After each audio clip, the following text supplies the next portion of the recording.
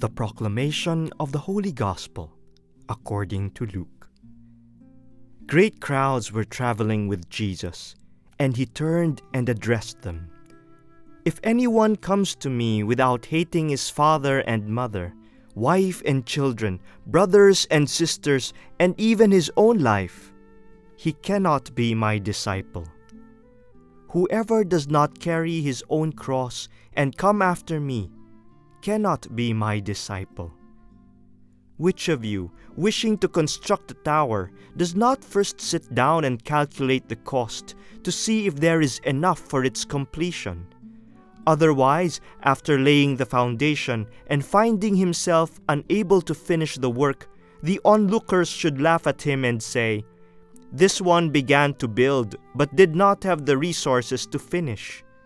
Or what king, marching into battle, would not first sit down and decide whether with 10,000 troops he can successfully oppose another king advancing upon him with 20,000 troops? But if not, while he is still far away, he will send a delegation to ask for peace terms.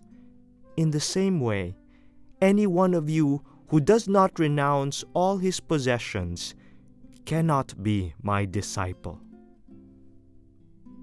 The Gospel of the Lord. Our Gospel passage for this Sunday comes from St. Luke. We have been reflecting on the question, how central is Jesus in our lives?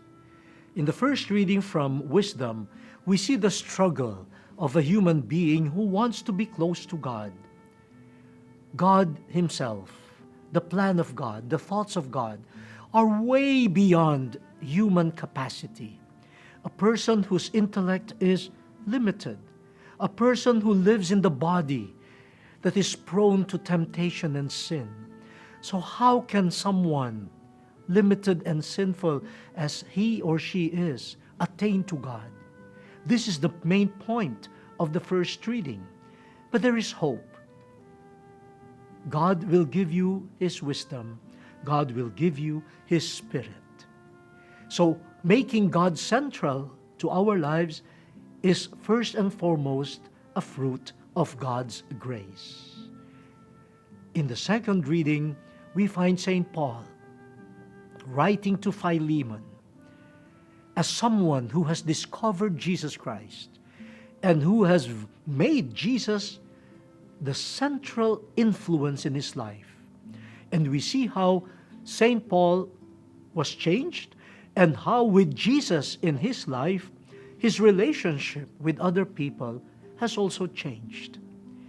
He commends a slave, Onesimus, to Philemon, his master, interceding for this criminal slave, whom he now sees as a brother, as a jewel, as someone precious. When Jesus becomes central in the life of someone like St. Paul, other people become lovable too in the light of Jesus.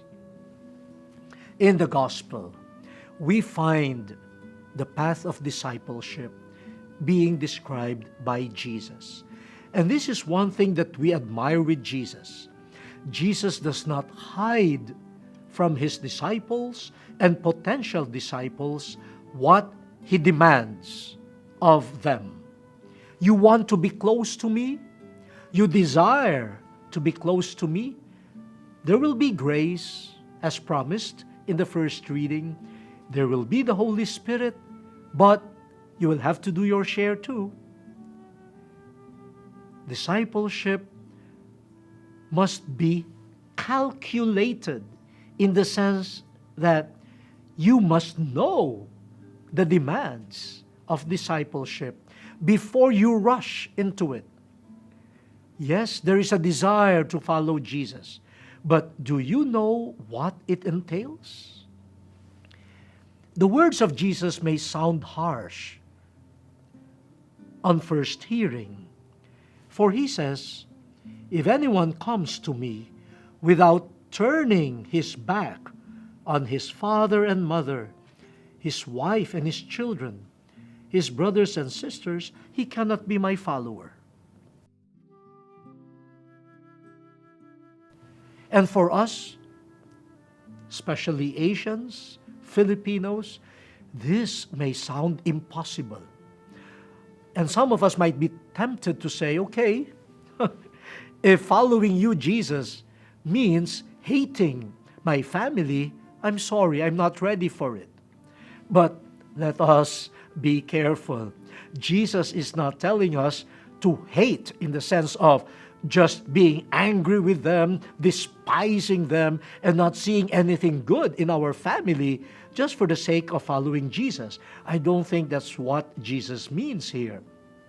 In fact, in a parallel passage, I think in St. Matthew, Jesus says, you should love me more than your family.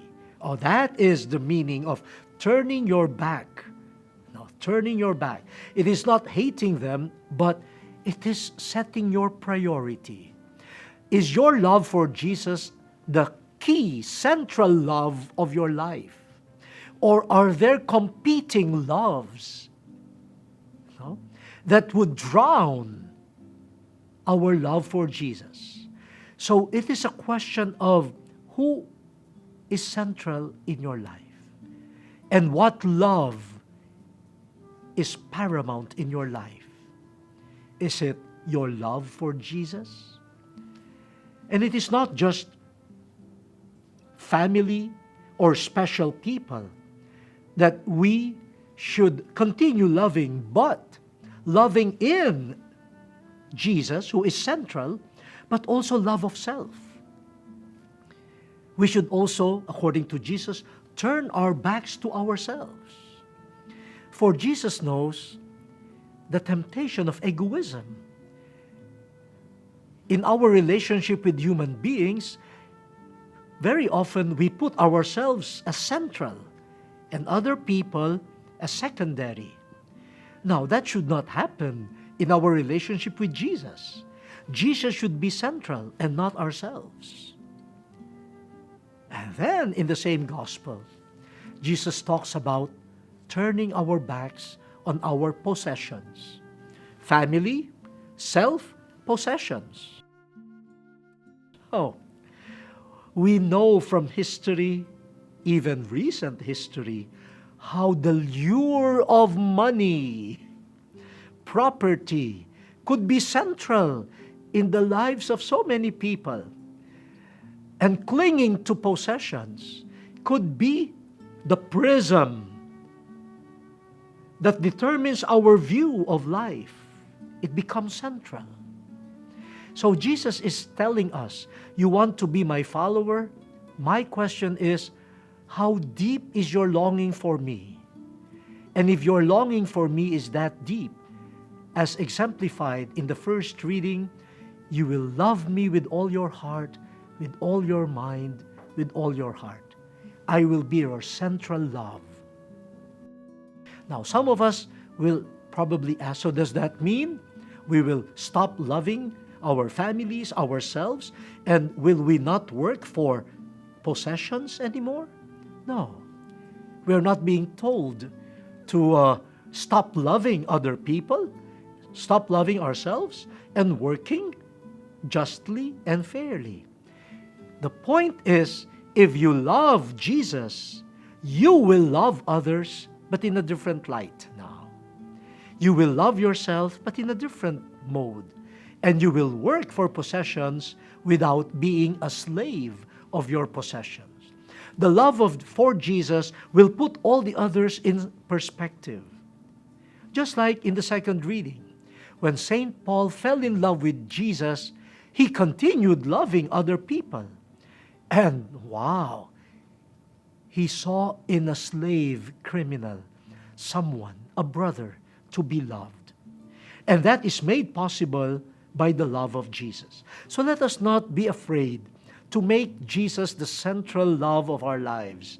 He will not kill our love for family, for ourselves, and for the earth. In fact, He will put all of those loves in the right perspective. And that is what we need. Without Jesus as the central love, our love for family can lead to corruption.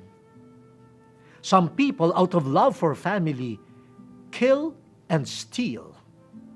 That is not the proper way of loving family. Without Jesus, we will love ourselves in the form of idolatry. We will make our word the final commandment. But that should not be the case.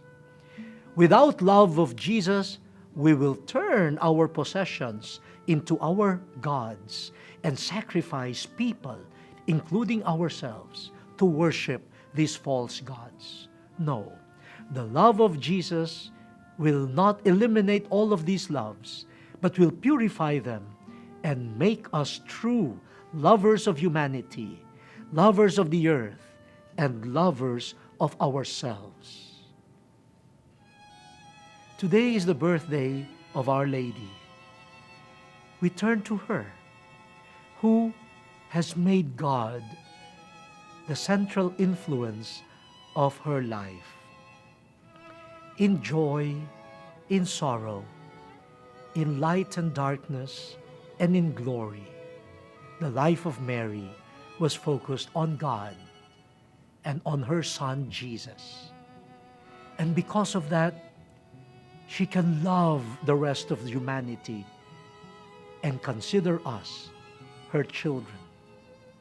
Thanks to her focus on Jesus, we, considered brothers and sisters of Jesus, are also her children. Let us learn from her how to make God central in our lives. And with God as the center, we can love freely other people, ourselves, and the earth in the right way. The word has been exposed. Let us now fulfill it.